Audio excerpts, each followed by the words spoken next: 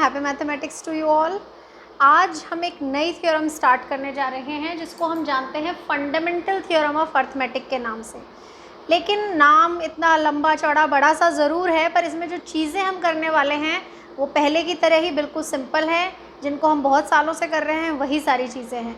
तो इसमें दो वर्ड हैं जो जगह जगह काम में आएंगे, वो हैं prime numbers and composite numbers.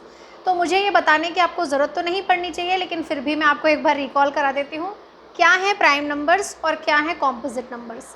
तो ऐसे नंबर जिनके सिर्फ दो ही फैक्टर्स पॉसिबल हैं, 1 एंड द नंबर इटसेल्फ, वो नंबर्स हम प्राइम नंबर्स के नाम से जानते हैं। जैसे कि 2 के दो ही फैक्टर्स पॉसिबल हैं, 1 एंड 2। इसी तरह 3 के दो ही पॉसिबल फैक्टर्स हैं, 1 एंड 3। और भी आगे जाके ऐसे बहुत से नंबर्स मिलेंगे जिनके दो ही पॉसिबल फैक्टर्स हैं, जैसे 17 है, 29 है। ये सब वो नंबर्स हैं जिनके दो ही पॉसिबल फैक्टर्स हैं। आप अगर और फैक्टर ढूंढना भी चाहें तो आपको इनके कोई और फैक्टर्स नहीं मिलेंगे। तो ये जो नंबर्स हैं ये कहलाते हैं प्राइम नंबर्स। और वो नंबर जिनके दो से भी ज़्यादा फैक्टर्स होते हैं, वो नंबर चाहे एक ही एक्स्ट्रा फैक्टर क्यों ना हो, वो नंबर्स कहलाते हैं कॉम्पोजिट नंबर्स। जैसे कि मैंने आपको दिया 9। अब 9 के क्या क्या पॉसिबल फैक्टर्स हैं? 1 से डिवाइड होता है, 3 से डिवाइड होता है और ख़ुद 9 से भी डिवाइड होता है। तो सिर्फ एक एक्स्ट्रा फैक्टर है इसका 3, लेकिन फिर भी ये कौन से नंबर्स की कैटेगरी में आ गया? क्योंकि इसके नंबर्स फैक्टर्स एक्स्ट्रा हैं, इसलिए कॉम्पोजिट नंबर है। तो प्राइम और कॉम्पोजिट जब हमारे क्लियर होंगे तब हमें फंडामेंटल थ्योरम ऑफ अर्थमेटिक अच्छे से समझ में आएगी। ये जो थ्योरम है ये कहती है कि जितने भी कॉम्पोजिट नंबर्स हैं वो प्राइम नंबर्स के फैक्टर्स की फॉर्म में लिखे जा सकते हैं। तो ये बात आपके लिए कोई नई नहीं है, आप छोटी क्लास से जानते हैं। इस मेथड को हम कहते हैं प्राइम फैक्टराइजेशन मेथड। जैसे मैंने आपको एक नंबर दिया 140 और जनरल लैंग्वेज में कहा इसका प्राइम फैक्टराइजेशन करो, तो आप प्राइम फैक्टराइजेशन किस तरह करेंगे? सबसे पहले इसको 2 से डिवाइड किया, 70, फिर 2 से डिवाइड किया, 35। अब ये 2 से डिवाइड नहीं होता तो नेक्स्ट प्राइम नंबर 3 होता है, 3 से चेक करेंगे पर ये 3 से भी डिवाइड नहीं हो रहा, तो नेक्स्ट प्राइम नंबर 5 हो गया। और 7 तो खुद ही प्राइम नंबर है, तो 7 1 जा 7।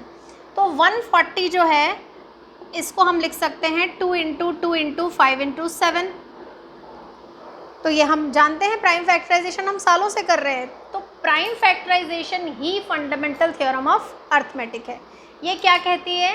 एवरी कॉम्पोजिट नंबर, जैसे कि यहाँ 140 है, every composite number can be expressed as a product of prime. जैसे यहाँ 140 को हम 2 × 2 × 5 × 7 फॉर्म में लिख पा रहे हैं, तो इसका मतलब हुआ every composite number can be expressed as a product of prime. ठीक है, and this factorisation is unique. अब इसका क्या मतलब है? इसका मतलब ये है कि 140 का फैक्टराइजेशन कोई भी करे, मैं करूं या तुम करो, ऐसा कभी नहीं हो सकता कि हमारे फैक्टर्स में कोई चेंज आए। मेरे फैक्टराइजेशन में 2 बार 2 है, 1 बार 5 है, 1 बार 7 है। आपके में भी ऐसा ही होगा, इसको कोई बदल नहीं सकता है। कोई और करेगा उसके में भी यही रहेगा। तो हर बार एक सिंगल नंबर का फैक्टराइजेशन चाहे कोई भी सॉल्व करे, सबका एक ही आंसर आएगा। इसलिए हम इसे कहते हैं कि ये फैक्टराइजेशन यूनिक है। हाँ, अगर कोई चेंज हो सकता है तो वो ऑर्डर में हो सकता है। मैंने पहले 2 से फैक्टराइजेशन शुरू किया, किसी को पहले 5 नज़र आ गया तो उसने पहले 5 से फैक्टराइजेशन स्टार्ट कर दिया, किसी ने पहले 7 से स्टार्ट कर दिया। तो इसके ऑर्डर अलग अलग ज़रूर हो सकते हैं, लेकिन उसमें जो नंबर्स की काउंटिंग है वो सेम रहेगी। 2 जो है वो 2 टाइम्स रिपीट होगा, 5 1 टाइम एंड 7 भी 1 टाइम। तो इस तरह से फंडामेंटल थ्योरम ऑफ अर्थमेटिक को पूरा कंबाइन करें तो वो बनती है every composite number can be expressed as a product of prime and this factorisation is unique apart from the order in which prime factors occur. तो ये थ्योरम आपको याद करनी है क्योंकि एग्जाम में पूछी जा सकती है। अदरवाइज है क्या? बेसिकली प्राइम फैक्टराइजेशन है। ठीक है, प्राइम फैक्टराइजेशन, कॉम्पोजिट नंबर्स को प्राइम फैक्टराइजेशन की फॉर्म में लिखना है। प्राइम क्या होते हैं, कॉम्पोजिट क्या होते हैं, इसकी एप्लीकेशन में कुछ क्वेश्चंस आते हैं। जैसे कि एक क्वेश्चन दिया गया है 7 × 11 × 13 + 13। आपसे कहा गया है कि प्रूव करो कि ये कॉम्पोजिट नंबर है। तो कॉम्पोजिट नंबर की पहचान ये है कि उसका जो फैक्टराइजेशन होगा उसमें 2 से ज़्यादा फैक्टर्स आएंगे। तो क्या इस पे भी 2 से ज़्यादा फैक्टर्स हैं? चलो चेक करते हैं किस तरह से। यहाँ पे 2 टर्म है, 7 इंटू 11 इंटू 13 तक एक, उसके बाद प्लस का साइन और फिर प्लस 13 है। दोनों ही जगह पे हमें 13 नज़र आ रहा है, तो इसलिए हम यहाँ पे 13 को कॉमन ले सकते हैं। तो 13 को मैंने कॉमन लिया, तो अंदर हो गया 7 इंटू 11 पहले वाले फैक्टर में बचेगा, और इसमें और कुछ नहीं बचा, तो यहाँ पे 1 रह जाएगा। 13 इंटू 11 7 ज़ा 77, और 77 में 1 ऐड किया 78।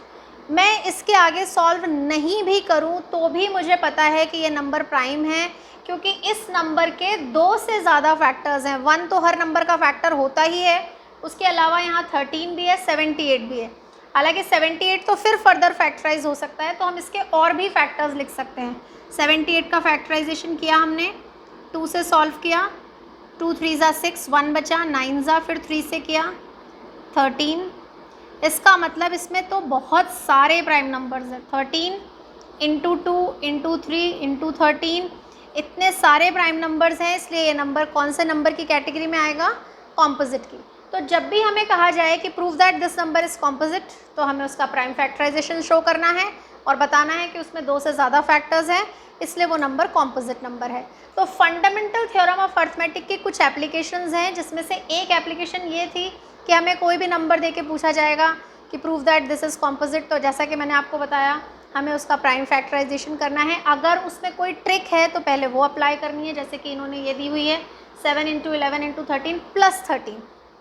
तो यहाँ आपको क्लियर होना चाहिए ये 2 नंबर्स प्लस हो रहे हैं, तो इन्हें सॉल्व करने का तरीका क्या है कि हम इन्हें शॉर्टकट अप्लाई कर, वैसे तो हम ऐसे भी कर सकते थे 7 इंटू 11 इंटू 13 सॉल्व करते, फिर उसमें 13 प्लस करते, लेकिन अगर कोई शॉर्टकट है तो वो अप्लाई करना है, और इसको अप्लाई करके हमें इस क्वेश्चन को सॉल्व करना है। एक एप्लीकेशन ये है, एक और एप्लीकेशन है जो अब हम डिस्कस करेंगे। तो फंडामेंटल थ्योरम ऑफ अर्थमेटिक की जो दूसरी एप्लीकेशन वाले क्वेश्चंस हैं वो आपको कैसे दिखाई देंगे? आपको कोई नंबर दिया जाएगा जिस पर एक पावर अप्लाई की जाएगी, कोई भी नंबर हो सकता है। यहाँ पे पावर जो है उसके लिए कहा जाएगा कि ये पावर नेचुरल नंबर है। अब वो आपसे ये पूछ रहे हैं कि ये जो नेचुरल नंबर है इसमें क्या कोई ऐसा पॉसिबल नंबर है जिसके रिप्लेस करने से और उस पावर को सिंप्लीफाई करने से एक ऐसा नंबर मिले जिसके वंस प्लेस पे 0 हो, यानी एक ऐसा नंबर जो 0 डिजिट पे एंड हो रहा हो। क्या n की ऐसी कोई पॉसिबल नेचुरल नंबर है? तो अब आपका आंसर क्या होगा? सबसे पहले क्योंकि हमारे नंबर में 0 नहीं है, इसलिए उसमें कोई भी पावर अप्लाई कर दें आंसर में भी 0 नहीं आएगा। ये बात आप देखते ही बोल सकते हैं पूरे कॉन्फिडेंस के साथ, क्योंकि इस नंबर में 0 नहीं है, इसकी कोई भी पावर अप्लाई कर लीजिए आंसर में भी 0 नहीं होगा।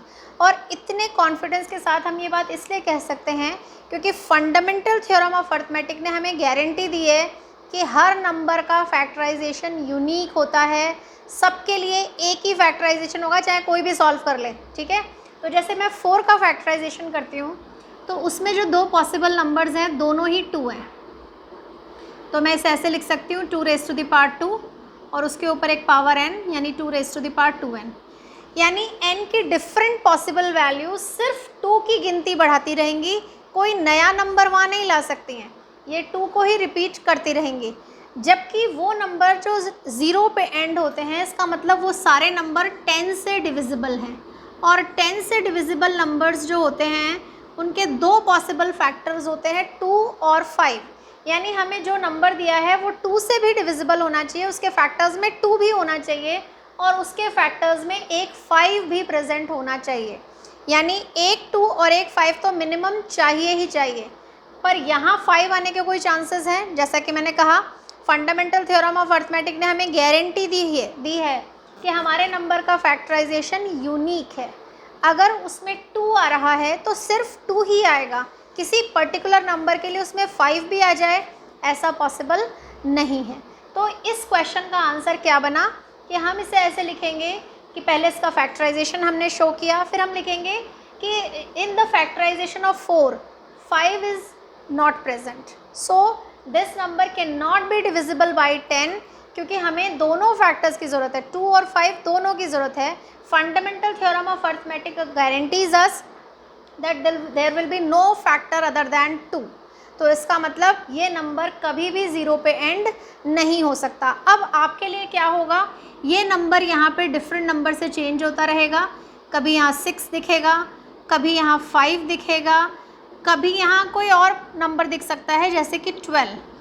आप यहाँ डिफरेंट फैक्टराइजेशन कर सकते हैं। 6 के लिए 2 × 3, 5 के लिए तो खुद 5 है ही, 12 के फैक्टराइजेशन में 2 × 2 × 3 होता है। तो अब सबके लिए वही बात है, यहाँ पे हमें 2 और 5 चाहिए, 2 है 5 नहीं है।